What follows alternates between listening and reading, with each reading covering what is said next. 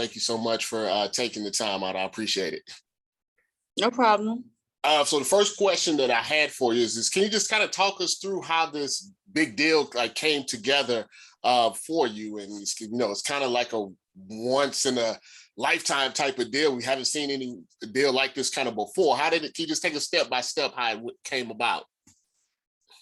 I think it really came about with me just kind of letting the boxing world know that I was venturing off into MMA and that I was getting paid in MMA and I was getting so many different things from MMA and that I was close to just leaving boxing. I think that's where it started. And then it kind of continued as, I had two MMA fights. And then I think people seen like how I was getting better and how I was just like really diving into MMA. And I guess with Savannah Marshall hitting the scene and them feeding her easy opponents, they decided that now that she's good enough to try to compete with me. So they made offers before, for us to fight or for me to go to the UK and fight, but the offers were too low. So I just was like, you know what, I'm gonna stick to my guns and I'm gonna continue to do MMA. And then they finally got the numbers right and had a good conversation with Sky and Boxer. And that's how this deal came about, to them understanding that I am a once in a lifetime athlete and that even though MMA may not be my first love, but I am good at it and I'm going to continue to grow and get better at it. And if I have to leave boxing behind because boxing isn't offering anything, I will. And then there will be no more GWOAT in boxing and they will be left with the girls who they have now. So everybody got their senses together. We had a great talk and a great deal. I had my first fight December 11th. And then after that, it should be me and Marshall. Oh, that's awesome. Now, one of the questions I guess people have, especially here in the States, is by signing with Sky Sports going forward, will the majority of your fights you believe will be over you in the UK and fighting those type of fighters, or do they have a plan, where you establish yourself over there, but then also, you come back and try to bring more eyes and ears to women boxing over in the States?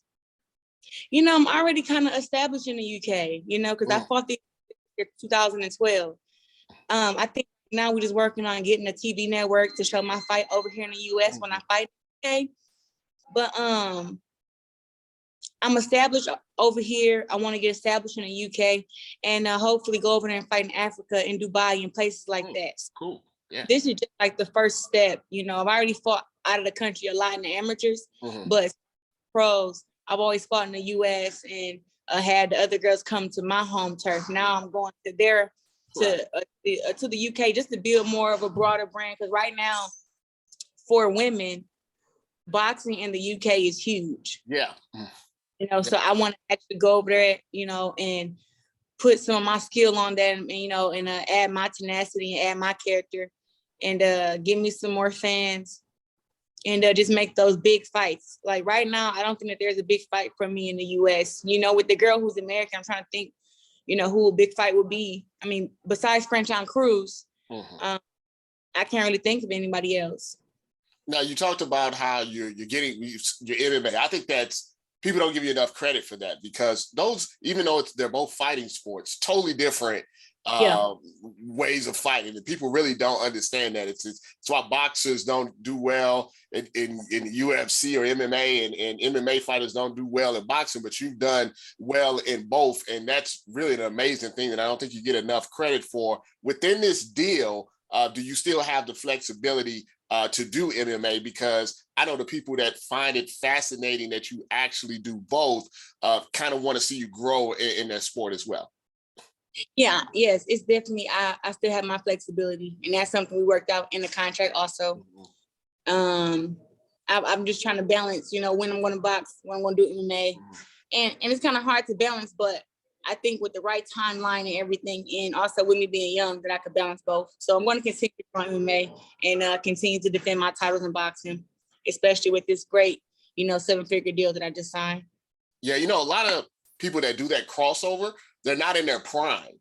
You're probably the only one that doing the boxing and the MMA in their prime. Like normally they cross over when they're older and they're trying to, chase a bag or something like that. You're doing it actually in your prime, which gives you the opportunity to rise up, on both sides, during your prime years. And I think that's a great thing. What do you think could make women's boxing a little more prevalent in the US? Like you said, in the UK, it's very big, or bigger, I should say, because when I watch those Sky Sports, DAZN cards and things like that, they really come out, they're really cheering and everything. Yeah. What do you think is missing from the US side to kind of get it like that?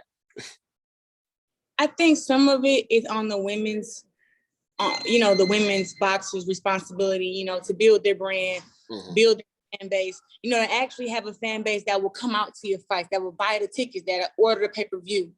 I think that's what's lacking in women's boxing, besides the unequal pay and besides the sexism.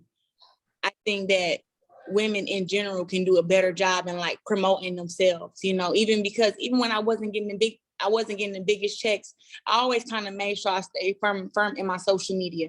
Like I have a YouTube channel that I got 25,000 subscribers. I got my Facebook with, 90,000 followers, and Twitter, even though I don't like Twitter, but I got 80,000 followers on there. And now I'm at, 500,000 on Instagram. So I always like to try to build my fan base there. And just, we're in a world of social media, so you really have to get hip with it, you know what I mean? And like I said, just get that fan base that don't want to just see you, put on your sexy clothes, but they also want to fight, right. So it's a balance, but you got to find the balance that works for you. And I think that once we start building there, then I think women's boxing in the US can grow. But I think a lot of women just feel like, they should just get the big check because of their accomplishments and, what they've done or who they know and stuff like that, or because they feel that they're a really great boxer. You can feel that you're a really great boxer, but if nobody knows, nobody cares. Right. You have a way to make people care. And I think that I found a way to make people care, not just by boxing and winning the titles, but even how I do my ring walks, the music, to the things I post on social media, interacting with my fans, just that kind of stuff matters. And I think that a lot of women are lacking that. And even though the men are lacking that also, it's still boxing. So the men don't have to do as much as women, but we already know that. So the women just need to do the extra stuff so they can get known and they can get the big offers. And the last question that I had for you, this is just something that I've always thought, like watching your fights and watching some other fights, I feel like the 2-minute rounds kind of hinder you in the sense that I see you hurt opponents and them knowing that it's only a 2-minute round, it makes it harder for you to get them out of there, get that spectacular knockout, get that TKO. Do you feel like that's something that someone that's kind of one of the faces of women boxing, that you can maybe push to get those 3-minute rounds? So therefore, everybody, loves the knockouts and loves that, can now see that and like, man, because I've seen multiple fights where you've had a woman hurt badly and she's just able to hold on because it's just a 2-minute round. I've been able to hurt almost every one of my opponents boxing. I'm 11-0 with 2 knockouts, but I've been able to hurt a lot of girls. I thought the fight with me and Christina Hammer should have got called off. I beat her every. I made her stop. She took 10 punches in the 8th round and didn't even throw no punches back.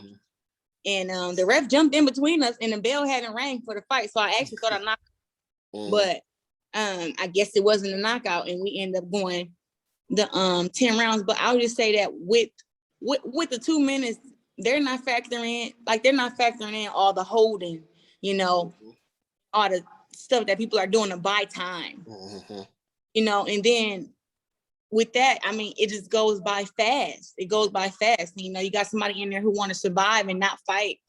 And a lot of girls take pride in going to 10 rounds with me because I'm really a big puncher, and they know that. Right. So a lot of the girls take pride in being able to go those 2 minutes and, 10 rounds with me. They're like, oh, I made it through the whole fight. Ha, ha, ha. Even though I won every round. And I feel like with the 3-minute rounds, I mean, look, I don't punch like Amanda Serrano. I mean, and I also don't fight the level of opponents Amanda Serrano fights. She fights good. She fights good girls, but it's still like she also fights as big as 140 and fights as small as 18. I'm fighting at 160, 168, 154. And these girls come down from bigger weight classes so they can take a punch. And, you know, just the 2 minutes just doesn't work in my favor. But I feel like the boxing fans would feel like they're getting their just due if the women fought the same amount of time as the men, because in MMA we fight the same amount of time as the men. It was like if a man can go in there for 3-minute rounds and he can, you know, endure kicks, knees, punches, elbows, and then women have to go in there and endure the same thing. I think that's where the respect comes from. I agree. Like 2 minutes, people always say, well, Claressa, you're a headhunter. What the fuck am I supposed to do if it's only 2 minutes? Right. It's like these girls, I go in there and hit them with 2 or 3 body shots, then they're holding me. So now, you know, 20 seconds getting loose, and now we're back fighting again. And then boom, the bell rings. It's just so quick. And, you know, people like, why are you always headhunting? Because it's all I have time to do, you know. But I've been trying to figure out what's the remedy in the 2-minute rounds for a long time. But I also grew up sparring 3-minute rounds against the men, against the guys that were in my gym. So, you know, 2 minutes just, I think I have to get used to it and figure out, I don't know, just spend a whole round going to the body, I guess, and trying to figure out how to be held. Because before every fight, I always talk to the ref and I say, how many warnings are you going to give these girls for holding before you take a point? A lot of these refs are so nonchalant about it. They're like, oh, well, I'm going to do my job. And yeah, of course. But she can't fucking hold me the whole fight and you not say nothing. Right. You know, Hammer held a lot. Ivana Habazin held a lot. Man, it's so many girls who have held me during fights. And I've always asked the ref in the back, what are you going to do about the holding? It's only 2 minutes. And that's why I ask. Like I don't ask them to get any favors. I just ask so I know, okay, so if she hold me 3 times, you're going to take a point, and hopefully she stops holding me and she fights. But I haven't been lucky enough to get a ref who would actually tell these girls to stop holding from the beginning. Like they let them hold throughout the whole damn fight. So I totally understand, man. I appreciate you, like I said, taking the time out again. Looking forward, like I said, I want you to do both as much as you want to do, because we have so many fighters that don't even like to fight one boxing match in a year. You doing MMA and boxing and being active. That's what the fight fans like myself like to see in all the different type of fights. So you have a good day, and I appreciate